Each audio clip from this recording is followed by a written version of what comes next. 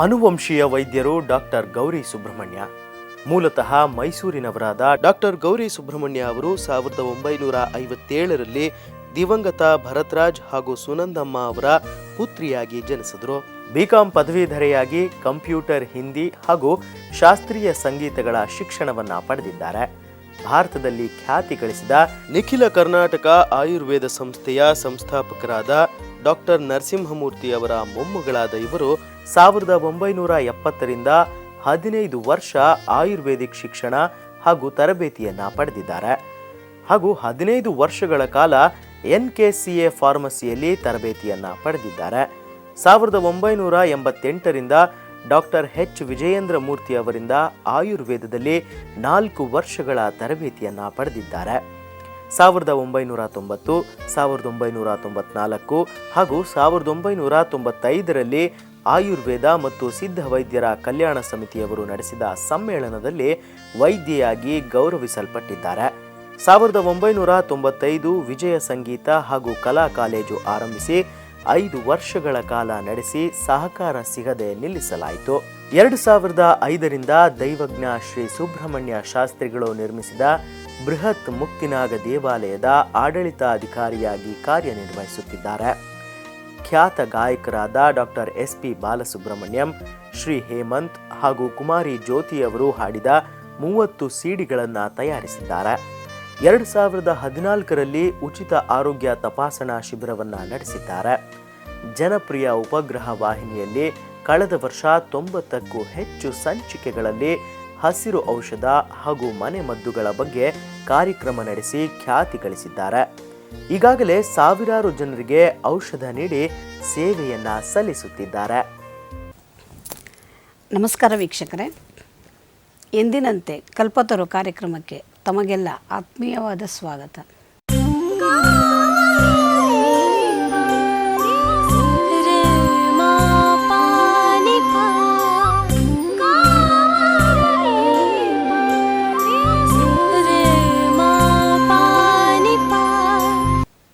ನೋಡಿ, ನಾವು ಪ್ರತಿನಿತ್ಯದಲ್ಲಿ ಬಳಕೆ ಮಾಡುವಂತಹ ಎಷ್ಟೋ ವಸ್ತುಗಳು ನಮ್ಮ ಆರೋಗ್ಯದ ದೃಷ್ಟಿಯಿಂದ ಇರಬಹುದು ಅಥವಾ ನಮಗೆ ಅದು ಗೊತ್ತಿಲ್ಲದೇ ಇರಬಹುದು. ನಾವು ಅಡಿಗೆಯಲ್ಲಿ, ಆಹಾರದಲ್ಲಿ ಪ್ರತಿನಿತ್ಯ ಬಳಸ್ತಾನೇ ಇದ್ದೀವಿ. ಅದರ ಎಷ್ಟೋ ಪ್ರಯೋಜನಗಳು ನಮಗೆ ಗೊತ್ತಿರೋದಿಲ್ಲ. ಈ ಪ್ರತಿನಿತ್ಯ ಆಹಾರದಲ್ಲಿ ಕೆಲವಂತೂ ನಮಗೆ ಬೇಕೇ ಬೇಕು. ಬೆಳಿಗ್ಗೆ ಎದ್ದರೆ ನಾವು ಅಡುಗೆ ಒಲೆ ಹಚ್ಚಬೇಕಂದ್ರೆ ಕೆಲವು ಪದಾರ್ಥಗಳು ನಮಗೆ ಬೇಕೇ ಬೇಕು. ಆದರೆ ಅದು ನಮಗೆ ರುಚಿಗಾಗಿಯೋ ಅಥವಾ ಪರಿಮಳಕ್ಕಾಗಿಯೋ ಅಥವಾ ಅಡುಗೆ ಯಾವುದೋ ಒಂದು ನಮಗೆ ಅದಕ್ಕೆ ಬೇಕಾಗುವಂತಹ ಪದಾರ್ಥ ಅಂತ ತಿಳ್ಕೊಂಡು ನಾವು ಅದನ್ನು ಬಳಕೆ ಮಾಡ್ತಾ ಇದ್ದೀವಿ. ಆದರೆ ಅದರಲ್ಲಿರ್ತಕ್ಕಂತಹ ಔಷಧೀಯ ಗುಣಗಳು ಮತ್ತು ನಮ್ಮ ಆರೋಗ್ಯವನ್ನು ಸಂರಕ್ಷಣೆ ಮಾಡ್ಕೊಳ್ಳೋದಕ್ಕೆ ನಮಗೆ ಇದು ಬೇಕು ಅನ್ನೋ ಅಂಥ ಅಂಶಗಳು ನಮಗೆ ಕೆಲವು ಬಾರಿ ಗೊತ್ತಿರೋದಿಲ್ಲ. ಅಂಥದ್ರಲ್ಲಿ ನಾವು ಪ್ರತಿನಿತ್ಯ ಬಳಕೆಯನ್ನು ಕಡ್ಡಾಯವಾಗಿ ಮಾಡುವಂಥ ಒಂದು ಪದಾರ್ಥ ಅಂದರೆ ಅದು ಶುಂಠಿ. ಶುಂಠಿ ಯಾರಿಗೆ ಗೊತ್ತಿಲ್ಲ? ಇಡೀ ಭಾರತದ ಯಾವುದೇ ಮೂಲೆಯಲ್ಲಿ ನೀವು ಯಾವುದೇ ಭಾಗದ ಜನವನ್ನಾದರೂ ಕೇಳಿ, ಎಲ್ಲರೂ ಕೂಡ ಶುಂಠಿಯನ್ನು ಬಳಕೆ ಮಾಡೇ ಮಾಡ್ತಾರೆ. ಅದು ಹಸಿಯ ಶುಂಠಿ ಆಗ್ಬೋದು ಅಥವಾ ಒಣಶುಂಠಿ ಆಗ್ಬೋದು, ಯಾವ ರೂಪದಲ್ಲಿ ಆದರೂ ಸರಿ ಅದರ ಬಳಕೆಯನ್ನು ಮಾಡೇ ಮಾಡ್ತಾರೆ. ಆದರೆ ಅದು ಎಷ್ಟು ಔಷಧೀಯ ಗುಣಗಳಿಂದ ತುಂಬಿದೆ, ಅದು ನಮಗೆ ಯಾವ್ಯಾವ ರೂಪದಲ್ಲೆಲ್ಲ ಸಹಾಯ ಮಾಡುತ್ತೆ ಅನ್ನೋದು ಎಷ್ಟೋ ಬಾರಿ ನಮಗೆ ಗೊತ್ತಿರೋದಿಲ್ಲ. ನೋಡಿ, ಈ ಶುಂಠಿಯನ್ನು ಸಂಸ್ಕೃತದಲ್ಲಿ ವಿಶ್ವಭೇಷಜಂ ಅಂತ ಕರೀತಾರೆ. ಹಸಿ ಶುಂಠಿಯನ್ನು ಆರ್ದ್ರಕ ಅಂತ ಹೇಳಿ ಕರೀತಾರೆ. ಶುಂಠತಿ ಶುಷ್ಯತಿ ಇತಿ ಶುಂಠಿ ಅಂದರೆ ಈ ಒಂದು ವ್ಯುತ್ಪತ್ತಿಯಿಂದ ಬಂದಿರುವಂಥದ್ದು. ಇದು ಶುಂಠಿ ಒಣಗಿದಾಗ ಇದು ಶುಂಠಿ ಅನ್ನೋ ಹೆಸರಿನಿಂದ ಕೂಡಿರುತ್ತೆ. ಅಂದರೆ ಹಸಿಯದಾಗಿದ್ದಾಗ ಅದನ್ನು ಆರ್ದ್ರಕವೆಂತಲೂ ಮತ್ತು ಒಣಗಿದ್ದಾಗ ಅದನ್ನು ಶುಂಠಿ ಎಂಬ ಹೆಸರಿನಿಂದಲೂ ಕೂಡ ನಾವು ಇದನ್ನು ಬಳಕೆಯನ್ನು ಮಾಡ್ತೀವಿ. ಈ ಶುಂಠಿ ಅನ್ನೋದು ಒಂದು ಕಟು ರಸ ಇರತಕ್ಕಂತಹ ಒಂದು ಪದಾರ್ಥ. ಇದು ಉಷ್ಣವೀರ್ಯ ಉಳ್ಳದ್ದಾಗಿದೆ. ಈ ಶುಂಠಿಯ ಗಿಡದಲ್ಲಿ ಬೇರಿನ ಭಾಗವೇ ಬಹಳ ಉಪಯುಕ್ತವಾಗುವಂಥದ್ದು. ಶುಂಠಿ ಭೂಮಿಯ ಒಳಭಾಗದಲ್ಲಿ ಬೆಳೆಯುವಂಥದ್ದು. ಅದು ಬೇರಿನ ರೂಪದಲ್ಲಿ ಇರುತ್ತೆ. ಅದನ್ನು ನಾವು ಮೇಲ್ಗಡೆ ಗಿಡವನ್ನು ತೆಗೆದು ಕೆಳಭಾಗದಲ್ಲಿರ್ತಕ್ಕಂತಹ ಈ ಬೇರನ್ನು ಶುಂಠಿಯಾಗಿ ನಾವು ಬಳಕೆಯನ್ನು ಮಾಡ್ತೀವಿ. ಈ ಶುಂಠಿಯನ್ನು ನಾವು ಅಡುಗೆಯಲ್ಲಿ ಪ್ರತಿನಿತ್ಯ ತಿಂಡಿ ಇರಬಹುದು, ಅಡುಗೆ ಇರಬಹುದು, ಆಹಾರ ಪದಾರ್ಥಗಳಿರಬಹುದು, ಎಲ್ಲದರಲ್ಲಿಯೂ ಕೂಡ ನಾವು ಇದನ್ನು ಬಳಕೆಯನ್ನು ಮಾಡೋದು ನಮಗೆ ಗೊತ್ತು. ಆದರೆ ಇದನ್ನು ಆಯುರ್ವೇದದಲ್ಲಿ ಇದು ಚೂರ್ಣಗಳ ಮುಖಾಂತರ, ಗುಳಿಗೆಗಳ ಮುಖಾಂತರ, ಕಷಾಯದ ಮುಖಾಂತರ, ಲೇಹ್ಯದ ರೂಪದಲ್ಲಿ, ಈ ರೀತಿ ನಾನಾ ರೂಪದಲ್ಲಿ ಔಷಧಿಯಾಗಿ ಬಳಕೆಯನ್ನು ಮಾಡೋದು ವಾಡಿಕೆಯಲ್ಲಿರುವಂಥದ್ದು. ಅಷ್ಟೇ ಅಲ್ಲ ನೋಡಿ, ಈ ಶುಂಠಿ ನಮಗೆ ಇಡೀ ಭಾರತದ ಎಲ್ಲ ರಾಜ್ಯಗಳಲ್ಲಿಯೂ ಕೂಡ ಇದನ್ನು ಯಥೇಚ್ಛವಾಗಿ ಬೆಳೆಯುವಂಥದ್ದು.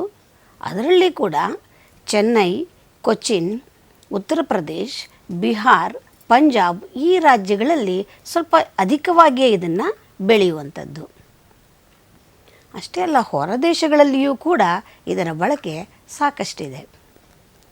ಎಷ್ಟೋ ಬಾರಿ ಏನಾಗುತ್ತೆ, ಈ ಪದಾರ್ಥವನ್ನು ನಾವು ಬೆಳಿತೀವಲ್ವ, ಈ ಬೆಳೆದಂಥ ಶುಂಠಿಯನ್ನು ನಾವು ಹೊರ ದೇಶಗಳಿಗೆ ಕಳಿಸ್ಕೊಡ್ತೀವಿ. ಅವರು ಅದನ್ನು ಬೇರೆಯದೇ ರೂಪದಲ್ಲಿ ನಮಗೆ ವಾಪಸ್ ನಮ್ಮ ದೇಶಕ್ಕೇ ಮಾರ್ತಾ ಇರುವಂತಹ ಪ್ರಸಂಗಗಳು ಕೂಡ ಇದೆ. ಹೊರ ದೇಶಗಳಲ್ಲಿ ಇದನ್ನು ಟಿಂಚರ್ ರೂಪದಲ್ಲಿ ಹೆಚ್ಚಾಗಿ ಬಳಕೆಯನ್ನು ಮಾಡ್ತಾರೆ. ಅದನ್ನು ನಾವು ಕೂಡ ಎಷ್ಟೋ ಬಾರಿ ನಮ್ಮ ದೇಶಗಳಿಗೆ ತರಿಸ್ಕೊಳ್ತೀವಿ. ಈ ಶುಂಠಿಯ ಬಳಕೆ ಆಯುರ್ವೇದದವರು ಉಪಯೋಗ ಮಾಡ್ತಾರೆ, ಯುನಾನಿ ಪದ್ಧತಿಯ ವೈದ್ಯಕೀಯ ಪದ್ಧತಿಯವರು ಇದನ್ನು ಉಪಯೋಗ ಮಾಡ್ತಾರೆ, ಅಲೋಪತಿ ವೈದ್ಯಕೀಯ ಪದ್ಧತಿಯವರು ಕೂಡ ಇದನ್ನು ಉಪಯೋಗ ಮಾಡ್ತಾರೆ. ಅಂದರೆ ಎಲ್ಲ ಪ್ರಾಕಾರಗಳಲ್ಲಿಯೂ ಕೂಡ ಶುಂಠಿಯ ಬಳಕೆ ಔಷಧೀಯವಾಗಿ ಉಪಯೋಗ ಆಗ್ತಾ ಇದೆ. ಈ ಜಿಂಜರ್ ಎಸೆನ್ಸ್ ಅಂತ ಹೇಳಿ ಇದರ ಒಂದು ಎಸೆನ್ಸನ್ನು ಕೂಡ ತೆಗೆದು ಅದನ್ನು ಕೂಡ ಸಾಕಷ್ಟು ವಿಧದಲ್ಲಿ ನಮಗೆ ಪ್ರಯೋಜನವನ್ನು ಕೊಡ್ತಾ ಇದೆ. ಸೊ ಹಾಗಾಗಿ ಎಲ್ಲ ಭಾಗದ ರಾಜ್ಯಗಳಲ್ಲಿರಬಹುದು, ಎಲ್ಲ ಭಾಗದ ದೇಶದಲ್ಲಿರಬಹುದು, ಶುಂಠಿಯ ಒಂದು ಪ್ರಯೋಜನ ಇದ್ದೇ ಇದೆ. ಇದನ್ನು ಉಷ್ಣ ಪ್ರದೇಶಗಳಿರ್ತಕ್ಕಂತಹ ಮರಳಿರುವಂತಹ ಭೂಮಿಯಲ್ಲಿ ಬೆಳೀತಾರೆ, ನೀರಾವರಿ ಭೂಮಿಗಳಲ್ಲಿ ಇದನ್ನು ಬೆಳೀತಾರೆ. ಎಷ್ಟೋ ಜನ ಮನೆಗಳಲ್ಲಿಯೇ ತಮ್ಮ ತಮ್ಮ ಕುಂಡಗಳಲ್ಲಿ ಕೂಡ ಈ ಶುಂಠಿಯನ್ನು ಹಾಕ್ಕೊಂಡು ಪ್ರತಿನಿತ್ಯದಲ್ಲಿ ಬಳಕೆಯನ್ನು ಮಾಡುವಂಥದ್ದು ಉಂಟು. ಇನ್ನು ಈ ಶುಂಠಿ ಆರೋಗ್ಯದ ರೂಪದಲ್ಲಿ ತೆಗೆದುಕೊಂಡಾಗ ಹೃದಯಕ್ಕೆ ಇದು ಬಹಳ ಹಿತಕರವಾದದ್ದು. ಕಂಠದ ಸಮಸ್ಯೆಗೆ ಇದು ವಿಶೇಷವಾದ ಕೊಡುಗೆಯನ್ನೇ ಕೊಡುವಂಥದ್ದು. ಅದರಲ್ಲೂ ಕೂಡ ಈ ಸಂಧಿವಾತ, ವಾಯುವಿಗೆ ಸಂಬಂಧಪಟ್ಟಂತಹ ನೋವುಗಳಿರಬಹುದು, ಮತ್ತು ವಾತವನ್ನು ಹೊಡೆದೋಡಿಸುವಂಥದ್ದಿರಬಹುದು, ಕಫ ಮತ್ತು ಕೆಮ್ಮಲು, ನೆಗಡಿ, ಶೀತ ಇದೆಲ್ಲವನ್ನು ಕೂಡ ಸರಿಪಡಿಸ್ತಕ್ಕಂಥದ್ದು, ಮಲಬದ್ಧತೆಯನ್ನು ನಿವಾರಣೆಯನ್ನು ಮಾಡುವಂಥದ್ದು, ಮೂಲವ್ಯಾಧಿಯನ್ನು ಸರಿಪಡಿಸ್ತಕ್ಕಂಥದ್ದು. ಈ ರೀತಿ ಎಲ್ಲ ಭಾಗದ ಅಂದರೆ ಶರೀರದಲ್ಲಿ ಯಾವ್ಯಾವ ಭಾಗ ಇದೆ ಎಲ್ಲ ಭಾಗವನ್ನು ಕೂಡ ಅಚ್ಚುಕಟ್ಟಾಗಿ ಅದರ ಕೆಲಸ ನಿರ್ವಹಣೆ ಮಾಡೋದಕ್ಕೆ ಶುಂಠಿಯ ಒಂದು ಕೆಲಸ ಬಹಳ ವಿಶೇಷವಾಗಿದೆ. ವಾತ, ಪಿತ್ತ, ಕಫ ಈ 3 ದೋಷಗಳ ಒಂದು ಸಮತ್ವವನ್ನು ಕಾಪಾಡೋದರಲ್ಲಿ ಶುಂಠಿ ಒಂದು ವಿಶೇಷವಾದ ಒಂದು ಅದರದ್ದು ಕೊಡುಗೆ ನಮ್ಮ ಶರೀರಕ್ಕೆ ಇದೆ. ಅಂದರೆ ಸಕಲ ರೋಗಗಳನ್ನು ಕೂಡ ನಿವಾರಿಸಬಲ್ಲಂತಹ ಒಂದು ಉತ್ತಮವಾದಂತಹ ಮೂಲಿಕೆ ನಮ್ಮ ಈ ಶುಂಠಿ. ನೋಡಿ, ಅಲ್ಲಿಗೆ ನಾವು ಇನ್ನೇನು ಹೇಳೋದು, ಸರ್ವರೋಗವನ್ನು ಕೂಡ ನಿವಾರಣೆ ಮಾಡಬಲ್ಲದು ಅಂದಮೇಲೆ ಹೇಳೋದಕ್ಕೆ ನಮಗೆ ಇನ್ನೇನು ಉಳಿಲೇ ಇಲ್ಲ. ಅಂದರೆ ಅಷ್ಟೇ ಅಲ್ಲ ನೋಡಿ, ಈ ಶುಂಠಿಯನ್ನು ಯಾರು ಪ್ರತಿನಿತ್ಯದಲ್ಲಿ ಆಹಾರದ ರೂಪದಲ್ಲಿಯೇ, ನೀವೇನಿದನ್ನು ಔಷಧಿಯಾಗೇ ಉಪಯೋಗ ಮಾಡಬೇಕಂತಿಲ್ಲ, ನಾವು ಮಾಡುವ ಅಡಿಗೆ ತಿಂಡಿಗಳಲ್ಲಿ ಪ್ರತಿನಿತ್ಯ ಮರಿದಿರ ಅದನ್ನು ಉಪಯೋಗ ಮಾಡ್ತಾ ಬಂದಿದ್ದೇ ಆದರೆ ಮುಪ್ಪನ್ನು ಕೂಡ ಮುಂದೂಡುವಂತಹ ಒಳ್ಳೆಯ ಒಂದು ಗುಣ ಈ ನಮ್ಮ ಶುಂಠಿಯಲ್ಲಿದೆ. ಅಂದರೆ ವೃದ್ಧಾಪ್ಯದಲ್ಲಿ ಬರುವಂತಹ ಸಮಸ್ಯೆಗಳನ್ನು ಇದು ತಡೆಗಟ್ಟಬಲ್ಲದು. ಹಾಗಾಗಿ ವೃದ್ಧಾಪ್ಯವನ್ನೇ ಮುಂದೂಡುವಂತಹ ಶಕ್ತಿ ನಮ್ಮ ಈ ಶುಂಠಿಗೆ ಇದೆ. ಇನ್ನಿದರ ಉಪಯೋಗ ನಾವು ಮತ್ತೆ ಯಾಕೆ ಬಿಡಬೇಕು? ಪ್ರತಿಯೊಬ್ಬರು ನಾವು ಆಗಲೇ ಉಪಯೋಗ ಮಾಡ್ತಾ ಇದ್ದೀವಿ. ಶುಂಠಿ ಇಲ್ಲದೆ ಮನೆಯಲ್ಲಿ ಬಹುಶಃ ಬೆಳಗ್ಗೆ ತಿಂಡಿ ಆಗೋದೇ ಇಲ್ಲ. ಆದರೆ ವಿಷಯ ಗೊತ್ತಿರೋದ್ರಿಂದ ಇದನ್ನು ಒಂದು ಸ್ವಲ್ಪ ಜಾಸ್ತಿಯಾಗಿ ಬಳಕೆಯನ್ನು ಮಾಡೋದನ್ನು ಅಭ್ಯಾಸ ಮಾಡಿಕೊಂಡಿದ್ದೆ ಆದರೆ ಬೇಕಾದಷ್ಟು ಸಮಸ್ಯೆಗಳು ಬರದೇ ಇರೋ ರೀತಿಯಲ್ಲಿ ನಾವು ಕಾಪಾಡಿಕೊಳ್ಬಹುದು. ಅದರಲ್ಲಿ ಅತಿ ಮುಖ್ಯವಾದದ್ದು ಜೀರ್ಣಾಂಗವನ್ನು ಇದು ಹೇಗೆ ನೋಡಿಕೊಳ್ಳುತ್ತೆ ಅನ್ನೋದು ಬಹಳ ಮುಖ್ಯವಾದದ್ದು. ಅಂದರೆ ಜೀರ್ಣಕಾರಿಯಾಗಿ ಇದು ವಿಶೇಷವಾದ ಒಂದು ಕೆಲಸವನ್ನು ಮಾಡುತ್ತೆ. ಜೀರ್ಣಾಂಗದಲ್ಲಿ ಜಠರದಲ್ಲಿ ಇರ್ತಕ್ಕಂತಹ ಒಂದು ಜಠರದ ರಸವನ್ನು ಹೆಚ್ಚು ಹೆಚ್ಚು ಉತ್ಪತ್ತಿ ಮಾಡುವುದರ ಮುಖಾಂತರ ಜೀರ್ಣಾಂಗದ ಒಂದು ಅಂಗವನ್ನು ಇದು ಬಹಳ ಚೆನ್ನಾಗಿ ಕಾಪಾಡಿಕೊಳ್ಳುತ್ತೆ. ಜೀರ್ಣಕ್ರಿಯೆ ಬಹಳ ಸುಗಮವಾಗಿ ಆಗತ್ತೆ.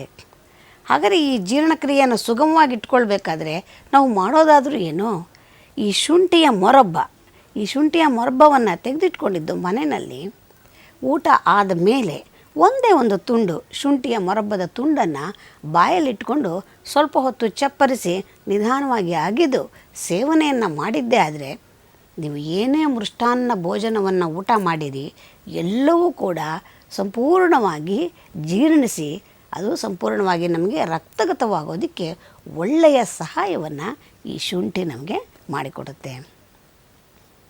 ಅಂದರೆ ಯಾವಾಗ ಒಂದು ಸಾರಿ ಜೀರ್ಣಾಂಗದ ಕ್ರಿಯೆ ಸರಿಯಾಗಿ ನಡೀತು ಅಂದರೆ ಅದರ ಮುಂದಿನ ಸೈಕಲ್ ಎಲ್ಲವೂ ಕೂಡ ಬಹಳ ಸುಲಭವಾಗಿ ನಡೆದು ಹೋಗುತ್ತೆ. ಅದರ ಮುಂದಿನ ಕಾರ್ಯ ಅಂದರೆ ಏನು, ಯಾವಾಗ ಜೀರ್ಣಕ್ರಿಯೆ ಆಯಿತು, ಜೀರ್ಣಕ್ರಿಯೆ ಆದಮೇಲೆ ಪಚನವಾದ ಆಹಾರವೆಲ್ಲವೂ ಕೂಡ ರಕ್ತಗತವಾಗತ್ತೆ. ರಕ್ತಗತವಾಗಿ ಮಿಕ್ಕಂತಹ ಪದಾರ್ಥವೆಲ್ಲವೂ ಕೂಡ ಅದು ಮಲದ ರೂಪದಲ್ಲಿ ವಿಸರ್ಜನೆಯಾಗೋದಕ್ಕೆ ಸಹಾಯ ಆಗುತ್ತೆ. ಯಾವಾಗ ಮಲ ಸಂಪೂರ್ಣವಾಗಿ ವಿಸರ್ಜನೆ ಆಗತ್ತೆ ಆಗ ಅರ್ಧ ಆರೋಗ್ಯ ಸರಿ ಹೋಯಿತು. ನೋಡಿ, ಯಾವ ವ್ಯಕ್ತಿಗೆ ಮಲ ಮತ್ತು ಮೂತ್ರಗಳು ಸುಲಲಿತವಾಗಿ ಪ್ರತಿನಿತ್ಯದಲ್ಲಿ ಆಯಾ ಕಾಲಕ್ಕೆ ವಿಸರ್ಜನೆ ಆಗ್ತಾ ಇರುತ್ತೆ ಅಂಥವರಿಗೆ ಆರೋಗ್ಯ ಚೆನ್ನಾಗಿದೆ, ಇವನು ಆರೋಗ್ಯವಂತನಾದ ಮನುಷ್ಯ ಅನ್ನೋದು ನಮಗೆ ಗೊತ್ತಾಗತ್ತೆ. ಇನ್ನು ಅಜೀರ್ಣವಾಗುವಂಥದ್ದು, ಅಜೀರ್ಣದಿಂದ ಬರುವಂತಹ ಸಮಸ್ಯೆಗಳು, ಅದು ಹೊಟ್ಟೆ ಉಬ್ಬರ ಇರಬಹುದು, ಹೊಟ್ಟೆ ನೋವಿರಬಹುದು, ಹೊಟ್ಟೆ ತೊಳೆಸುವಿಕೆ ಇರಬಹುದು. ಈ ರೀತಿಯ ಹೊಟ್ಟೆಗೆ ಸಂಬಂಧಪಟ್ಟಂತಹ ಸಮಸ್ಯೆಗಳು ಯಾವುದೇ ಇರಬಹುದು. ಜೀರ್ಣಾಂಗ ಕ್ರಿಯೆಗೆ ಸಂಬಂಧಪಟ್ಟಂತಹ ಯಾವುದೇ ಸಮಸ್ಯೆ ಇರಬಹುದು. ಈ ಶುಂಠಿಯನ್ನು ನಾವು ಆಹಾರದ ರೂಪದಲ್ಲಿ ಹೆಚ್ಚೆಚ್ಚು ಬಳಕೆ ಮಾಡುವುದರಿಂದ ಈ ಸಮಸ್ಯೆಗಳಿಗೆ ಒಳ್ಳೆಯ ಪರಿಹಾರ ಸಿಕ್ಕತ್ತೆ. ಇನ್ನು ಪಿತ್ತಾಧಿಕ್ಯದಿಂದ ಬರುವಂತಹ ಸಮಸ್ಯೆಗಳು, ಇದು ಪಿತ್ತಕೋಶವನ್ನು ಕೂಡ ಜೋಪಾನವಾಗಿ ಚೆನ್ನಾಗಿ ನೋಡಿಕೊಳ್ಳುವಂತಹ ಕೆಲಸವನ್ನು ಮಾಡುತ್ತೆ. ಪಿತ್ತಾಧಿಕ್ಯದಿಂದ ಬರುವಂತಹ ಸಮಸ್ಯೆಗಳು ಅಂದರೆ ಮೊಟ್ಟ ಮೊದಲಿಗೆ ತಲೆ ಸುತ್ತುವಿಕೆ, ತಲೆ ನೋವು ಬರುವಂಥದ್ದು, ವಾಕರಿಕೆ ಬರುವಂಥದ್ದು, ಆದರೆ ವಾಂತಿ ಆಗೋದಿಲ್ಲ, ವಾಕರಿಕೆ ಬರೋ ಹಾಗೆ ಆಗ್ತಾ ಇರುತ್ತೆ. ಇವೆಲ್ಲವೂ ಕೂಡ ಪಿತ್ತಕ್ಕೆ ಸಂಬಂಧಪಟ್ಟಂತಹ ಸಮಸ್ಯೆಗಳು. ಇದಕ್ಕೂ ಕೂಡ ನಮ್ಮ ಈ ಶುಂಠಿಯಲ್ಲಿ ಒಳ್ಳೆಯ ಉಪಚಾರ ಇದೆ. ಅದಕ್ಕೂ ಅಷ್ಟೇ, ಏನು ಮಾಡೋಗೋಜಿಲ್ಲ, ಆಹಾರದಲ್ಲಿ ಬಳಕೆಯನ್ನು ಯಥೇಚ್ಛವಾಗಿ ಮಾಡಿದ್ರೆ ಈ ಸಮಸ್ಯೆಗಳು ಬರೋದಿಲ್ಲ. ಹಾಗೆ ಅಕಸ್ಮಾತ್ ಬಂದಾಗಿದೆ ಅಂತಂದರೆ ಅದಕ್ಕೆ ಮಾಡಬೇಕಾದಿಷ್ಟೇನೆ, ಒಂದು ತುಂಡಷ್ಟು ಹಸಿ ಶುಂಠಿಯನ್ನು ತೆಗೆದುಕೊಳ್ಳಿ, ಅದನ್ನು ಒಂದು ಸ್ವಲ್ಪ ಗುದ್ದಿದ ಹಾಗೆ ಮಾಡಿ, ಈ ಶುಂಠಿಯ ಜೊತೆಗೆ ಒಂದು ಅರ್ಧ ಚಮಚದಷ್ಟು ಜೀರಿಗೆ ಕಾಳನ್ನು ತೆಗೆದುಕೊಳ್ಳೋದು, ಎರಡನ್ನೂ ಕೂಡ ಒಂದು ಲೋಟದಷ್ಟು ನೀರಿಟ್ಟು ಸಣ್ಣ ಉರಿಯಲ್ಲಿ ಕಷಾಯವನ್ನು ಮಾಡೋದು. ಚೆನ್ನಾಗಿ ಕುದಿಸಿ ಅರ್ಧ ಲೋಟಕ್ಕೆ ಅದು ಇಂಗಿದ ಮೇಲೆ ಅದನ್ನು ಶೋಧಿಸಿಕೊಂಡು ಸ್ವಲ್ಪ ಅದಕ್ಕೆ ನಾವು ಹಾಲು ಸಕ್ಕರೆಯನ್ನು ಬೆರೆಸ್ಕೊಂಡು ಕುಡಿದದ್ದೇ ಆದರೆ ಈ ಪಿತ್ತಾಧಿಕ್ಯದಿಂದ ಬರ್ತಕ್ಕಂತಹ ಸಮಸ್ಯೆಗಳು ಅಥವಾ ಬಂದಿರುವಂತಹ ಸಮಸ್ಯೆಯನ್ನು ಸರಿಪಡಿಸ್ಕೊಳ್ಳೋದಕ್ಕೆ ಸಾಧ್ಯ ಆಗುತ್ತೆ. ಶುಂಠಿ ಜೀರ್ಣಕಾರಿಗಾಯಿತು, ಪಿತ್ತಕೋಶಕ್ಕೆ ಸಂಬಂಧಪಟ್ಟಂತೆ ಆಯಿತು. ಇನ್ನು ಅರಿಶಿನ ಕಾಮಾಲೆಯಂತಹ ಸಮಸ್ಯೆಯನ್ನು ಕೂಡ ಬಹಳ ಸುಲಭವಾಗಿ ನಾವು ಈ ಶುಂಠಿಯಿಂದ ನಿವಾರಣೆ ಮಾಡಿಕೊಳ್ಬಹುದು. ಏನಿಲ್ಲ, ಇದೇ ಒಣಶುಂಠಿಯ ಪುಡಿ, ಇದು ನಮಗೆ ಎಲ್ಲ ಮಾರುಕಟ್ಟೆಯಲ್ಲಿ ಲಭ್ಯವಿರುವಂಥದ್ದು. ಅಥವಾ ನಾವೇ ತಂದು ಒಣಶುಂಠಿಯನ್ನು ನುಣ್ಣಗೆ ಪುಡಿಯನ್ನು ಮಾಡಿ ಮನೆಯಲ್ಲಿ ಯಾವಾಗಲೂ ಕೂಡ ಈ ಶುಂಠಿ, ಜೀರಿಗೆ, ಕೊತ್ತಂಬರಿ ಬೀಜ ಇವೆಲ್ಲ ಇದ್ದೇ ಇರುತ್ತೆ. ಆದರೆ ಈ ಪುಡಿಯ ರೂಪದಲ್ಲಿ ಇಟ್ಕೊಂಡಿದ್ದಾಗ ಯಾವ ಸಮಸ್ಯೆಗೆ ಬೇಕಾದರೂ ಕೂಡ ತಕ್ಷಣದಲ್ಲಿ ನಾವು ನಿವಾರಣೆಯನ್ನು ಮಾಡಿಕೊಳ್ಬಹುದು. ಈ ಅರಿಶಿನ ಕಾಮಾಲೆಯಂತಹ ಸಮಸ್ಯೆಗೆ ಈ ಒಣಶುಂಠಿಯ ಒಂದು ಚಮಚದಷ್ಟು ಪುಡಿಯನ್ನು ಒಂದು ಲೋಟದಷ್ಟು ಆಗ ತಾನೇ ಕರೆದಂತಹ ನೊರೆ ಹಾಲು, ಶುಂಠಿಯ ಪುಡಿಯನ್ನು ಹಾಕಿ ಮಿಶ್ರಣವನ್ನು ಮಾಡಿ ಅದನ್ನು ಕುಡಿದದ್ದೇ ಆದರೆ ತಕ್ಷಣ ಕುಡಿದು ಬಿಡಬೇಕು. ಈ ರೀತಿ ಸತತವಾಗಿ 7 ದಿವಸಗಳ ಕಾಲ ಕುಡಿದದ್ದೇ ಆದರೆ ಅರಿಶಿನ ಕಾಮಾಲೆಯಂತಹ ಸಮಸ್ಯೆಯನ್ನು ಕೂಡ ನಾವು ಪರಿಹರಿಸ್ಕೊಳ್ಬಹುದು. ಇನ್ನು ಗಂಟಲಿಗೆ ಸಂಬಂಧಪಟ್ಟಂತಹ ಸಮಸ್ಯೆಗಳು, ಅದು ಗಂಟಲು ಒಡೆದಿರೋದಿರಬಹುದು ಅಥವಾ ಒಂದು ರೀತಿ ಗಂಟಲಿನಲ್ಲಿ ನೋವಿರುವಂಥದ್ದಿರಬಹುದು, ಸ್ವರಭಂಗವಾಗಿರೋದು ಅಂತ ಹೇಳ್ತೀವಿ, ಆ ರೀತಿ ಆಗಿರುವಂಥದ್ದಿರಬಹುದು, ಮತ್ತು ಹೊಟ್ಟೆ ತೊಳಿಸುವಿಕೆ ಅಂತಹ ಸಮಸ್ಯೆಗಳಿರಬಹುದು. ಇದರ ಜೊತೆಗೆ ಶ್ವಾಸಕೋಶದಲ್ಲೇನಾದರೂ ಕೂಡ ಇನ್ಫೆಕ್ಷನ್ ಥರ ಆಗಿದ್ದರೆ ಅದಕ್ಕೆ ಕೂಡ, ಮತ್ತು ಶರೀರದಲ್ಲಿ ಹೆಚ್ಚು ಹೆಚ್ಚು ಕಫ ಯಾರಿಗೆ ಕೆಲವರಿಗೆ ಬೇಗ ಬೇಗ ವೃದ್ಧಿ ಆಗುವಂತಹ ಲಕ್ಷಣಗಳಿರುತ್ತೆ, ಅಂಥವರಿಗೆ ಈ ಎಲ್ಲ ಸಮಸ್ಯೆಗೂ ಕೂಡ ಶುಂಠಿಯಲ್ಲಿ ಒಂದು ಒಳ್ಳೆಯ ಉಪಚಾರ ಇದೆ. ಅದಕ್ಕೇನು ಮಾಡೋದು? ಏನಿಲ್ಲ, ಹಸಿ ಶುಂಠಿಯ ರಸ, ನಿಂಬೆಹಣ್ಣಿನ ರಸ, ಪುದೀನ ಸೊಪ್ಪಿನ ರಸ, ಇವು ಮೂರನ್ನು ಕೂಡ ನಾವು ತೆಗೆದಿಟ್ಕೊಳ್ಳೋಣ. 1 ಚಮಚದಷ್ಟು ಹಸಿ ಶುಂಠಿಯ ರಸಕ್ಕೆ 1 ಚಮಚದಷ್ಟೇ ನಿಂಬೆಹಣ್ಣಿನ ರಸವನ್ನು ಮತ್ತು 1 ಚಮಚದಷ್ಟು ಪುದೀನ ಸೊಪ್ಪಿನ ರಸವನ್ನು, 3 ಚಮಚ ರಸವನ್ನು ಮಿಶ್ರಣವನ್ನು ಮಾಡಿಕೊಳ್ಳೋದು. ಇದಕ್ಕೆ 1 ಚಮಚದಷ್ಟು ಜೇನುತುಪ್ಪವನ್ನು ಮಿಶ್ರಣವನ್ನು ಮಾಡಬೇಕು. ಹಸಿ ಶುಂಠಿ ರಸ, ಪುದೀನ ಸೊಪ್ಪಿನ ರಸ, ನಿಂಬೆಹಣ್ಣಿನ ರಸ, ಜೇನುತುಪ್ಪ ಇಷ್ಟರ ಮಿಶ್ರಣವನ್ನು ಕೇವಲ 3 ದಿವಸಗಳ ಕಾಲ ಬೆಳಿಗ್ಗೆ ಸಾಯಂಕಾಲ ಸೇವನೆ ಮಾಡಿದ್ದೆ ಆದರೆ ಈಗ ಹೇಳಿದ್ನಲ್ಲ ಅದಷ್ಟು ಸಮಸ್ಯೆಗೂ ಕೂಡ ಒಳ್ಳೆಯ ಪರಿಹಾರ ಸಿಕ್ಕತ್ತೆ. ಇನ್ನು ಜಠರದಲ್ಲಾಗಲಿ ಅಥವಾ ಕರುಳಿನಲ್ಲಾಗಲಿ ಈ ಪರಾವಲಂಬಿ ಜೀವಿಗಳು ಸೇರದೇ ಇರೋ ರೀತಿಯಲ್ಲಿ, ಅಂದರೆ ಬೇರೆ ಬೇರೆಯದೇ ಆದಂತಹ ನಮ್ಮ ಶರೀರದಲ್ಲಿ ನಾವು ಸೇವನೆ ಮಾಡಿರುವಂತಹ ಆಹಾರವನ್ನು ಸೇವನೆ ಮಾಡೋದಕ್ಕೆ ಇನ್ನು ಬೇರೆ ಜೀವಿಗಳು ಒಳಗಡೆ ಹುಟ್ಟುಕೊಳ್ಳುತ್ತೆ. ಈ ರೀತಿ ಜಠರದಲ್ಲಿ ಅಥವಾ ಕರುಳಿನಲ್ಲಿ ಪರಾವಲಂಬಿ ಜೀವಿಗಳು ಉತ್ಪತ್ತಿಯಾಗುವುದನ್ನು ತಡೆಯುವಂತಹ ವಿಶೇಷವಾದ ಕೆಲಸವನ್ನು ಈ ಶುಂಠಿ ನಮಗೆ ಮಾಡಿಕೊಡುತ್ತೆ. ಅಂದರೆ ನಾವು ಸೇವನೆ ಮಾಡ್ತಕ್ಕಂತಹ ಆಹಾರ ಪದಾರ್ಥಗಳಲ್ಲಿ ಶುಂಠಿಯ ಬಳಕೆ ಜಾಸ್ತಿ ಇದ್ದಾಗ ಈ ಒಂದು ಸಮಸ್ಯೆಗಳು ನಮಗೆ ಬರೋದಿಲ್ಲ. ಹಾಗಾಗಿ ಇದೊಂದು ಉತ್ತಮವಾದಂತಹ ಸಹಾಯ ನಮಗೆ ಶುಂಠಿಯಿಂದ ಸಿಗುವಂಥದ್ದು. ಇನ್ನು ಕೆಲವರಿಗೆ ಬಾಯಲ್ಲಿ ರುಚಿಯೇ ಹತ್ತೋದಿಲ್ಲ, ಅಂದರೆ ನಾಲಿಗೆ ರುಚಿಯ ಒಂದು ಸಂಗ್ರಹಣ ಶಕ್ತಿ ಅನ್ನೋದು ಕಡಿಮೆಯಾಗಿರುತ್ತೆ. ಆವಾಗ ಏನು ಮಾಡೋದು ಅಂದರೆ ಅದಕ್ಕೂ ಕೂಡ ಶುಂಠಿಯಲ್ಲಿಯೇ ಒಳ್ಳೆಯ ಉಪಚಾರ ಇದೆ. ಅಂದರೆ ಆಹಾರ ರುಚಿಸದೇ ಇದ್ದಾಗ 1 ತುಂಡು ಹಸಿ ಶುಂಠಿಯನ್ನು, 4 ಕಾಳು ಜೀರಿಗೆಯನ್ನು, 1 ತುಂಡು ಕಲ್ಲು ಸಕ್ಕರೆಯನ್ನು, 3 ಕೂಡ ನಾವು ಬಾಯಿಗೆ ಹಾಕ್ಕೊಂಡು ನಿಧಾನವಾಗಿ ಅಗೆದು ಅದರ ರಸವನ್ನು ಮಾತ್ರ ಸೇವನೆಯನ್ನು ಮಾಡ್ತಾ ಇರಬೇಕು. ಇದು ಔಷಧ ಹೊಟ್ಟೆಗಲ್ಲ, ನಾಲಿಗೆಗೆ. ಹಾಗಾಗಿ ನಾವೇನು ಮಾಡಬೇಕು, ಬಾಯಲ್ಲಿ ನಿಧಾನವಾಗಿ ಅದನ್ನು ಅಗಿತಾ ಇರಬೇಕು, ಅದರ ರಸವನ್ನು ಸೇವನೆ ಮಾಡ್ತಾ ಇರಬೇಕು. ಈ ರೀತಿ ಮಾಡೋದರಿಂದ ನೋಡಿ ನಾಲಿಗೆ ತಾನು ಕಳೆದುಕೊಂಡಿರ್ತಕ್ಕಂತಹ ರುಚಿಗ್ರಹಣ ಶಕ್ತಿಯನ್ನು ಪಡ್ಕೊಳ್ಳುತ್ತೆ, ಮತ್ತು ಚೆನ್ನಾಗಿ ಹಸಿವಾಗತ್ತೆ, ಆಹಾರ ತಿನ್ನಬೇಕು ಅನ್ನುವಂತಹ ಆಸೆ ಹುಟ್ಟತ್ತೆ. ಹಾಗಾಗಿ ಯಾರಿಗೆ ನಾಲಿಗೆಯಲ್ಲಿ, ಕೆಲವರು ಹೇಳ್ತಾರೆ ನಾಲಿಗೆ ಸತ್ತೇ ಹೋಗಿದೆ, ನನಗೆ ಏನೂ ರುಚಿಸೋದೇ ಇಲ್ಲಪ್ಪ ಅಂತ, ಏನು ಮಾಡಿಕೊಟ್ರು ಅವರಿಗೆ ರುಚಿನೇ ಇರೋದಿಲ್ಲ. ಅಂತಹ ಸಂದರ್ಭದಲ್ಲಿ 1 ತುಂಡು ಶುಂಠಿ ಮತ್ತು 4 ಕಾಳು ಜೀರಿಗೆ, 1 ತುಂಡು ಕಲ್ಲು ಸಕ್ಕರೆ, ಇವು 3 ಸೇರಿಸಿ ಚೆನ್ನಾಗಿ ಅಗೆದು ಅದನ್ನು ಅವರು ನಿಧಾನವಾಗಿ ರಸವನ್ನು ಸೇವನೆಯನ್ನು ಮಾಡುವುದರ ಮುಖಾಂತರ ಈ ಸಮಸ್ಯೆಯನ್ನು ಸರಿಪಡಿಸ್ಕೊಳ್ಬಹುದು. ಇನ್ನು ಕೆಲವೊಂದು ಬಾರಿ ಈ ಥಂಡಿ ಮಳೆ ಇಂತಹ ಸಂದರ್ಭದಲ್ಲಿ ಆಚೆ ಕಡೆ ಹೋದಾಗ ಮಳೆಗೆ ಸಿಕ್ಕಾಕೊಳ್ತೀವಿ, ಮಳೆಯಲ್ಲಿ ನೆಂದು ಮನೆಗೆ ಬರ್ತೀವಿ. ಮಳೆಯಲ್ಲಿ ನೆಂದು ಬಂದಾಗ ಕೆಲವರಿಗೆ ಶೀತ ಆಗುತ್ತೆ, ಕೆಲವರಿಗೆ ಅದರಿಂದಾಗಿ ಚಳಿ ಜ್ವರವೂ ಕೂಡ ಬರುವಂತಹ ಸಾಧ್ಯತೆ ಇರುತ್ತೆ. ಇನ್ನು ಕೆಲವು ಬಾರಿ ನಾವು ಪರಸ್ಥಳಗಳಿಗೆ ಹೋದಾಗ ನದಿಯಲ್ಲಿ ಅಥವಾ ಬೇರೆ ನೀರಿನಲ್ಲಿ, ತಣ್ಣೀರಿನಲ್ಲಿ ಸ್ನಾನ ಮಾಡಿ ಬಂದಾಗ ಕೂಡ ಕೆಲವು ಬಾರಿ ಈ ರೀತಿ ಚಳಿ ಜ್ವರ ಬರುವಂತಹ ಸಂದರ್ಭಗಳು ಇರುತ್ತೆ. ಸಂದರ್ಭ ಯಾವುದಾದರೂ ಇರಲಿ, ಈ ರೀತಿ ಶೀತದ ಗಾಳಿಯಿಂದ ಅಥವಾ ಶೀತದಿಂದಾಗಿ ಅಥವಾ ತಣ್ಣೀರಿನಿಂದ ಬರುವಂತಹ ಚಳಿ ಜ್ವರ ಬಂದಾಗ ಬಹಳ ಸುಲಭದಲ್ಲಿ ಶುಂಠಿಯಲ್ಲಿ ನಾವು ಸರಿಪಡಿಸ್ಕೊಳ್ಳೋದಕ್ಕೆ ಸಾಧ್ಯ ಇದೆ. ಅದಕ್ಕೇನು ಮಾಡೋದು, ಕೇವಲ 1 ತುಂಡು ಹಸಿ ಶುಂಠಿ, 4 ಕಾಳು ಕರಿಕಾಳು ಮೆಣಸು, 1 ಅರ್ಧ ಚಮಚದಷ್ಟು ಕೊತ್ತಂಬರಿ ಬೀಜ ಕರಿಕಾಳು ಮೆಣಸು, ಶುಂಠಿ ಇವು ಮೂರನ್ನು ಕೂಡ ಹಾಕಿ ಒಂದು ಲೋಟದಷ್ಟು ನೀರಿಟ್ಟು ಸಣ್ಣ ಉರಿಯಲ್ಲಿ ಕಷಾಯವನ್ನು ಮಾಡಿಕೊಂಡು ಸ್ವಲ್ಪ ಬೆಲ್ಲವನ್ನು ಹಾಕ್ಕೊಳ್ಳಿ. ಈ ಕಷಾಯಕ್ಕೆ ಶೋಧಿಸಿಕೊಂಡು ಇದನ್ನು ಕುಡಿದದ್ದೇ ಆದರೆ ಬೆಳಗ್ಗೆ ಸಾಯಂಕಾಲ 3 ದಿವಸಗಳ ಕಾಲ ಈ ಕಷಾಯವನ್ನು ಕುಡಿದದ್ದೇ ಆದರೆ ಚಳಿ, ಜ್ವರ, ಶೀತಕ್ಕೆ ಸಂಬಂಧಪಟ್ಟಂತಹ ಸಮಸ್ಯೆ ಏನೇನು ಬಂದಿರುತ್ತೆ ಅದೆಲ್ಲವೂ ಕೂಡ ನಿವಾರಣೆ ಆಗುತ್ತೆ. ಇನ್ನು ಕೆಲವರಿಗೆ ತಲೆನೋವು. ಈ ತಲೆನೋವು ಅನ್ನೋದು ನಾನಾ ಕಾರಣಗಳಿಗೆ ಬರ್ತಾ ಇರುತ್ತೆ. ಅದರಲ್ಲಿ ಶೀತಕ್ಕೆ ಸಂಬಂಧಪಟ್ಟಂತಹ ತಲೆನೋವು ಇರಬಹುದು, ಅಥವಾ ನೆಗಡಿ, ಈ ಥರ ನೆಗಡಿ ಆದಾಗ ಮೂಗು ಕಟ್ಟುವಿಕೆಯಿಂದ ಬರುವಂತಹ ತಲೆನೋವಿರಬಹುದು.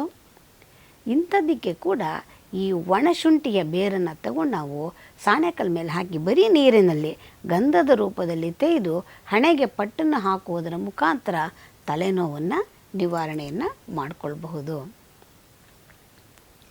ಇನ್ನು ಸಂಧಿವಾತದಂತಹ ಸಮಸ್ಯೆ. ಈ ಸಂಧಿವಾತದಂತಹ ಸಮಸ್ಯೆಗೆ ಮನೆಯಲ್ಲಿಯೇ ನಾವೇ ತಯಾರು ಮಾಡಿಕೊಂಡು ಒಂದು ಎಣ್ಣೆಯನ್ನು ಮಾಡಿಟ್ಕೊಂಡಿದ್ದೆ ಆದರೆ ಅದರಿಂದ ಈ ನೋವನ್ನು ನಾವು ಸರಿಪಡಿಸ್ಕೊಳ್ಳೋದಕ್ಕೆ ಸಾಧ್ಯತೆ ಇದೆ. ಅದಕ್ಕೆ ಏನು ಮಾಡೋದು? ಏನಿಲ್ಲ, ಒಂದು ಸ್ವಲ್ಪ ಶುಂಠಿಯನ್ನು ಸ್ವಲ್ಪ ಜಾಸ್ತಿಯಾಗಿಯೇ ತೆಗೆದುಕೊಳ್ಳೋಣ. ಶುಂಠಿಯ ಜೊತೆಗೆ ಸ್ವಲ್ಪ ಬೆಳ್ಳುಳ್ಳಿಯನ್ನು ಸೇರಿಸ್ಕೊಳ್ಳೋಣ. ಬೆಳ್ಳುಳ್ಳಿ ಮತ್ತು ಹಸಿ ಶುಂಠಿ ಎರಡನ್ನು ಕೂಡ ಚೆನ್ನಾಗಿ ಜಜ್ಜಿ ಅದರದ್ದು ರಸವನ್ನು ತೆಕ್ಕೊಳ್ಳೋದು. ಈ ತೆಗೆದುಕೊಂಡಂತಹ ರಸವನ್ನು ಎಳ್ಳೆಣ್ಣೆಗೆ ಮಿಶ್ರಣವನ್ನು ಮಾಡಿಟ್ಕೊಳ್ಳೋದು. ಎಳ್ಳೆಣ್ಣೆಗೆ ಮಿಶ್ರಣವನ್ನು ಮಾಡಿಟ್ಕೊಂಡು ಒಲೆಯ ಮೇಲಿಟ್ಟು ಇದನ್ನು ಸಣ್ಣ ಉರಿಯಲ್ಲಿ ಚೆನ್ನಾಗಿ ಇಂಗಿಸಬೇಕು. ಇದರಲ್ಲಿರ್ತಕ್ಕಂತಹ ನೀರಿನ ಅಂಶವೆಲ್ಲವೂ ಕೂಡ ಸಂಪೂರ್ಣವಾಗಿ ಹೋಗುವವರೆಗೆ, ಅಂದರೆ ಈ ನೀರಿನ ಅಂಶ ಅಂದರೆ ಈ ರಸವನ್ನು ಹಾಕಿದ್ದೀವಲ್ಲ, ಎಳ್ಳೆಣ್ಣೆಗೆ ಎಷ್ಟು ಹಾಕಿದ್ದೀವಿ ಅದರ ಅರ್ಧ ಭಾಗದಷ್ಟು ರಸವನ್ನು ಹಾಕಿಟ್ಕೊಳ್ಳೋಣ. ಅಂದರೆ ನಾವು ಯಾವ ಪ್ರಮಾಣ 2 ಮಿಶ್ರಣ ಮಾಡಿದಾಗ ಆಯಿತು ಅದರದ್ದು ನಮಗೆ ಎಣ್ಣೆ ಎಷ್ಟು ಹಾಕಿದ್ದೀವಿ ಅಂತ ಗೊತ್ತಲ್ವ, ಅಷ್ಟೇ ಪ್ರಮಾಣಕ್ಕೆ ಅದು ಬರುವವರೆಗೆ ಇಂಗಿಸ್ಕೋಬೇಕು. ನೀರಿನ ಅಂಶವೆಲ್ಲವೂ ಹೋದ ನಂತರ ಇದನ್ನು ಶೋಧಿಸಿಕೊಂಡು ಒಂದು ಗಾಜಿನ ಶೀಶೆಯಲ್ಲಿ ಹಾಕಿಟ್ಕೊಂಡಿದ್ದು ಈ ಸಂಧಿವಾತದಂತಹ ಸಮಸ್ಯೆಗೆ ಎಲ್ಲಿ ನೋವಿರುತ್ತೆ ಆ ಜಾಗಕ್ಕೆಲ್ಲವೂ ಕೂಡ ಈ ಒಂದು ತೈಲವನ್ನು ನಾವು ಚೆನ್ನಾಗಿ ಹಚ್ಚಿ ಹಗುರವಾಗಿ ಮಾಲಿಷನ್ನು ಮಾಡ್ಕೋಬೇಕು. ಜಾಸ್ತಿ ನೀವಿಯೆಲ್ಲ ಮಾಡಬಾರ್ದು, ಯಾಕೆಂದರೆ ಅದರ ಬಗ್ಗೆ ನಮಗೆ ಸಾಕಷ್ಟು ಜ್ಞಾನ ಇಲ್ಲದೆ ಇರೋದ್ರಿಂದ ಕೇವಲ ಹಗುರವಾಗಿ ಮಾಲಿಷನ್ನು ಮಾಡುವುದರ ಮುಖಾಂತರ ಈ ಒಂದು ನೋವನ್ನು ನಿವಾರಣೆ ಮಾಡಿಕೊಳ್ಳೋದಕ್ಕೆ ಸಾಧ್ಯ ಆಗತ್ತೆ. ಅಷ್ಟೇ ಅಲ್ಲ, ಸಂಧಿವಾತದ ಸಮಸ್ಯೆಗೆ ಇದೇ ಹಸಿ ಶುಂಠಿಯ ರಸವನ್ನು ನಾವು ಸ್ವಲ್ಪ ನಿಂಬೆ ರಸದ ಜೊತೆಯಲ್ಲಿ ಜೇನುತುಪ್ಪದ ಮಿಶ್ರಣವನ್ನು ಮಾಡಿ ಆಹಾರದ ರೂಪದಲ್ಲಿ ಶರೀರದ ಆಂತರಿಕವಾಗಿ ಸೇವನೆಯನ್ನು ಮಾಡೋದು, ಹೊರಭಾಗದಲ್ಲಿ ಈ ಎಣ್ಣೆಯನ್ನು ಮಾಡಿಟ್ಕೊಂಡು ಹಚ್ಚೋದು, ಈ ಎರಡನ್ನೂ ಕೂಡ ಏಕಕಾಲದಲ್ಲಿ ಮಾಡ್ತಾ ಬಂದಿದ್ದೆ ಆದರೆ ಕೆಲವು ದಿವಸಗಳಲ್ಲಿ ಈ ಸಂಧಿವಾತದ ಸಮಸ್ಯೆಯಿಂದ ನಾವು ಹೊರಕ್ಕೆ ಬರೋದಕ್ಕೆ ಸಾಧ್ಯ ಆಗತ್ತೆ. ಇನ್ನು ಕೊಬ್ಬಿನ ಅಂಶ. ಈ ಕೊಬ್ಬಿನ ಅಂಶ ಬಹಳ ತೊಂದರೆಯನ್ನು ಮಾಡುತ್ತೆ. ಈ ಕೊಬ್ಬಿನ ಅಂಶ ಅಧಿಕವಾದಾಗ ಎಷ್ಟೋ ಸಲ ಹೃದಯಕ್ಕೆ ಸಂಬಂಧಪಟ್ಟಂತಹ ಸಮಸ್ಯೆಗಳು ಕೂಡ ಬರೋದಕ್ಕೆ ಅವಕಾಶ ಇದೆ. ಹಾಗಾದರೆ ಈ ಒಂದು ಸಮಸ್ಯೆಯನ್ನು ಹೇಗೆ ಪರಿಹರಿಸ್ಕೊಳ್ಳೋದು? ಇದಕ್ಕೆ ಬಹಳ ಸುಲಭವಾದ ಉಪಾಯ ನಮ್ಮ ಅಡುಗೆ ಮನೆಯಲ್ಲಿದೆ. ಸಮಸ್ಯೆ ಬಹಳ ತೀವ್ರವಾದದ್ದು, ಆದರೆ ಅದರ ನಿವಾರಣೆ ಬಹಳ ಸರಳವಾದದ್ದು. ಹೇಗೆ ಮಾಡೋದು? ಏನಿಲ್ಲ ನೋಡಿ, ಇದಕ್ಕೆ ನಾವು ಸ್ವಲ್ಪ ಬೆಳ್ಳುಳ್ಳಿಯನ್ನು, ಹಸಿ ಶುಂಠಿಯನ್ನು, ನಿಂಬೆ ರಸವನ್ನು ಮೂರನ್ನು ಕೂಡ ಶೇಖರಣೆ ಮಾಡಿಕೊಳ್ಳೋಣ. ಈ ಬೆಳ್ಳುಳ್ಳಿಯ ಜಜ್ಜಿ ರಸವನ್ನು ತೆಗೆಯೋದು, ಅಷ್ಟೇ ಸಮ ಪ್ರಮಾಣದಲ್ಲಿ ಹಸಿ ಶುಂಠಿಯನ್ನು ಚೆನ್ನಾಗಿ ಜಜ್ಜಿ ರಸವನ್ನು ತೆಕ್ಕೊಳ್ಳೋದು. ಇದೆರಡು ಎಷ್ಟು ಪ್ರಮಾಣದಲ್ಲಿ ಸೇರಿಸಿದ್ದೀವಿ ಅಷ್ಟೇ ಪ್ರಮಾಣದಲ್ಲಿ ನಾವು ಈ ನಿಂಬೆಹಣ್ಣಿನ ರಸವನ್ನು ಮಿಶ್ರಣವನ್ನು ಮಾಡಿಕೊಳ್ಳೋದು. ಬೆಳ್ಳುಳ್ಳಿಯ ರಸ, ಹಸಿ ಶುಂಠಿಯ ರಸ, ನಿಂಬೆಹಣ್ಣಿನ ರಸ ಇವು ಮೂರನ್ನು ಕೂಡ ನಾವು ಮಿಶ್ರಣವನ್ನು ಮಾಡಿ ಒಲೆಯ ಮೇಲಿಟ್ಟು ಕೇವಲ 5 ನಿಮಿಷಗಳ ಕಾಲ ಇದನ್ನು ಕುದಿಸೋದು. ಈ ಕುದಿಸಿದ ನಂತರ ಇದನ್ನು ತೆಗೆದಿಟ್ಕೊಂಡು ಇದನ್ನು ಸಂಪೂರ್ಣವಾಗಿ ಆರಿದ ನಂತರ ಸ್ವಲ್ಪ ಜೇನಿನ ಮಿಶ್ರಣವನ್ನು ಮಾಡಿ ಸೇವನೆಯನ್ನು ಮಾಡೋದು. ಈ ರೀತಿ ಕೆಲವು ದಿವಸಗಳ ಕಾಲ ಸತತವಾಗಿ ನೀವು ಪ್ರತಿನಿತ್ಯದಲ್ಲಿ ಮಾಡ್ತಾ ಬಂದಿದ್ದೇ ಆದರೆ ಶರೀರದಲ್ಲಿರ್ತಕ್ಕಂತಹ ಈ ಕೊಲೆಸ್ಟ್ರಾಲಿನ ಅಂಶ ಕಡಿಮೆ ಆಗ್ತಾ ಬರುತ್ತೆ. ಹೃದಯ ದೌರ್ಬಲ್ಯ ಇರತಕ್ಕಂಥವ್ರಿಗೆ ಇದು ಒಂದು ಒಳ್ಳೆಯ ಉತ್ತಮವಾದ ಟಾನಿಕ್ ರೀತಿಯಲ್ಲಿ ಕೆಲಸವನ್ನು ಮಾಡುತ್ತೆ. ಮತ್ತು ಹೃದಯಕ್ಕೆ ರಕ್ತನಾಳಗಳಲ್ಲಿ ಇರ್ತಕ್ಕಂತಹ ಈ ಕೊಬ್ಬಿನ ಅಂಶದಿಂದ ಅದು ರಕ್ತದ ಸರಬರಾಜು ಸರಿಯಾಗಿ ಆಗ್ತಾ ಇರೋದಿಲ್ಲ. ಈ ರಕ್ತ ಪರಿಚಲನೆ ಕ್ರಮ ಸ್ವಲ್ಪ ವ್ಯತ್ಯಾಸಗೊಂಡಿರುತ್ತೆ. ಅಂತಹ ರಕ್ತ ಪರಿಚಲನೆಯನ್ನು ಕೂಡ ಸರಿಪಡಿಸುವಂತಹ ವಿಶೇಷವಾದ ಗುಣ ನಮ್ಮ ಈ ಹಸಿ ಶುಂಠಿಯಲ್ಲಿ ನಮಗೆ ಸಿಕ್ಕತ್ತೆ. ನೋಡಿ, ಶುಂಠಿಯಲ್ಲಿ ಸಣ್ಣ ಪ್ರಮಾಣದ ತಲೆನೋವು, ನೆಗಡಿ, ಶೀತದಿಂದ ಹಿಡಿದು ಹೃದಯಕ್ಕೆ ಸಂಬಂಧಪಟ್ಟಂತಹ ದೊಡ್ಡ ದೊಡ್ಡ ಸಮಸ್ಯೆಗಳವರೆಗೆ ಎಲ್ಲ ರೂಪದಲ್ಲಿಯೂ ಕೂಡ ನಮಗೆ ಶುಂಠಿ ಸಾಕಷ್ಟು ಪ್ರಯೋಜನವನ್ನು ಮಾಡುತ್ತೆ. ನಾವು ಮಾಡೋದಾದರೂ ಏನು, ಪ್ರತಿನಿತ್ಯ ಆಹಾರದಲ್ಲಿ ಇದರ ಸೇವನೆಯನ್ನು ಮಾಡೋದು. ಅಷ್ಟೇ ಅಲ್ಲ ನೋಡಿ, ಈ ಶುಂಠಿಯನ್ನು ನಾವು ಬಳಕೆ ಮಾಡೋದು ಆರೋಗ್ಯದ ದೃಷ್ಟಿಯಿಂದ ಒಳ್ಳೆಯದಿರಬಹುದು, ಆಹಾರಕ್ಕೆ ಕೂಡ ಇದು ಒಳ್ಳೆಯ ರುಚಿಯನ್ನು ಕೂಡ ಇದು ಕೊಡುತ್ತೆ. ಹಾಗಾಗಿ ಯಾಕಾಗಬಾರ್ದು, ನಾವು ಶುಂಠಿಯನ್ನು ಈಗಾಗಲೇ ಎಲ್ಲರೂ ಕೂಡ ಬಳಕೆ ಮಾಡ್ತಾನೇ ಇದ್ದೀವಿ. ಆದರೆ ಅವಕಾಶ ಸಿಕ್ಕಿದಾಗ ಇನ್ನು ಸ್ವಲ್ಪ ಅಧಿಕವಾಗಿ ಇದರ ಬಳಕೆಯನ್ನು ಮಾಡೋದ್ರ ಮುಖಾಂತರ ಆರೋಗ್ಯವನ್ನು ವೃದ್ಧಿಸ್ಕೊಳ್ಬಹುದು. ಹಾಗಾಗಿ ನಮ್ಮ ಪ್ರಕೃತಿಯಲ್ಲಿ ನಮಗೆ ಏನೇನು ಕೊಟ್ಟಿದೆ ಅದೆಲ್ಲವನ್ನು ಕೂಡ ಯಥೇಚ್ಛವಾಗಿ ಬಳಸೋಣ, ಆರೋಗ್ಯವನ್ನು ಸದೃಢವಾಗಿಟ್ಕೊಳ್ಳೋಣ, ಎಲ್ಲರೂ ಕೂಡ ನಗ್ನಗ್ತಾ ಇರೋಣ ಅಂತ ಹೇಳ್ತಾ ನಮಸ್ಕಾರ.